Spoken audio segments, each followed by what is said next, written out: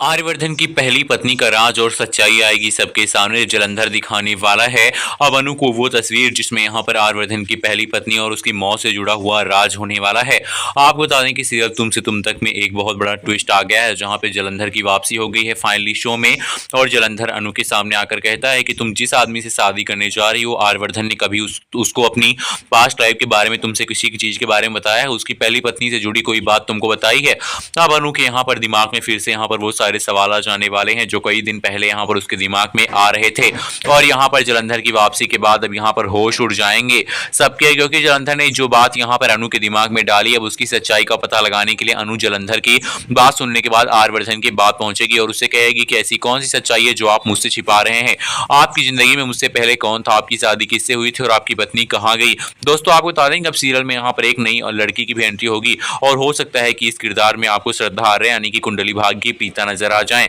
जहां पे वो आर्यवर्धन की पहली पत्नी की यहाँ पर तस्वीर दिखाएगा जलंधर अनु को, जिसमें यहाँ पर तस्वीर में कौन सी औरत है उसको साफ आप देख नहीं पाएंगे।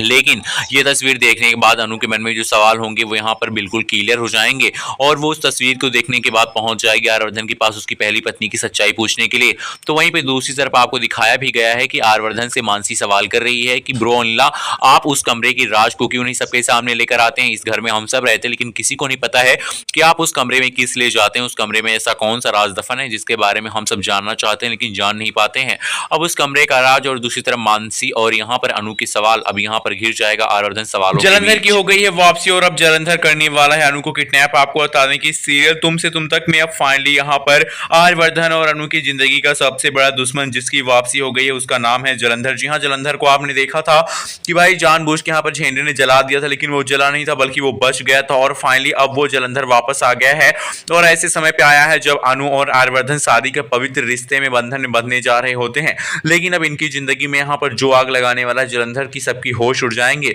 वेल दोस्तों आपको बता दें कि सबसे पहली चाल जलंधर की ये होगी कि वो किडनैप करेगा भाई अनु को, तो और अनु को किडनैप करके बुलाएगा आर्यवर्धन को अपने अड्डे पे और कहेगा कि अगर तू अपनी होने वाली पत्नी अनु को बचाना चाहता है तो बिना कुछ सोचे समझे दौड़ते हुए मेरे अड्डे पे आ जा, मैं तुझे अपने अड्डे का एड्रेस भेजता हूँ।